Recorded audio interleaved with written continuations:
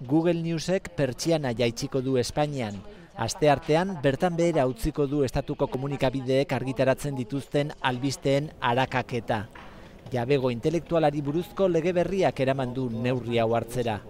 Google News es un servicio gratuito para los usuarios, no tiene publicidad y nosotros... Google Newseko arduradunek diote, euren zerbitzua doan eskaintzen dutela, ez dutela publizitate ordainik jasotzen. Beraz, eurentzat ez dela bideragarri kanona ordaintzea. Es inviable tener que pagar una tasa o una cuantía económica a los editores. Legearen helburua komunikabideen interesak babestea bada ere, aditu askok galdetzen dute Google Newsen itxierak ez ote dien kalte egingo. Googleek estatuan daukan posizioa ia monopolioa da.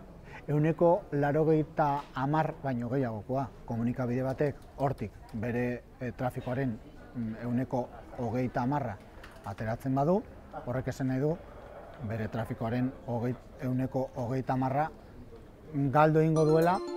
Interneteko mundu konplexuan autore eskubideen ordaina nola jaso da kasu honetan ere zabalik dagoen eztabaida. Aipamen bat egiten baduzu eta trafikoa bideratzen baduzu jatorrizko iturrira, nik ez diot arazorik ikusten. Beste kontu bat izango litzake, nik zure eduki ia osoa hartzen badut eta jartzen badut nire izenan eta nire benefiziorako, nire onerako.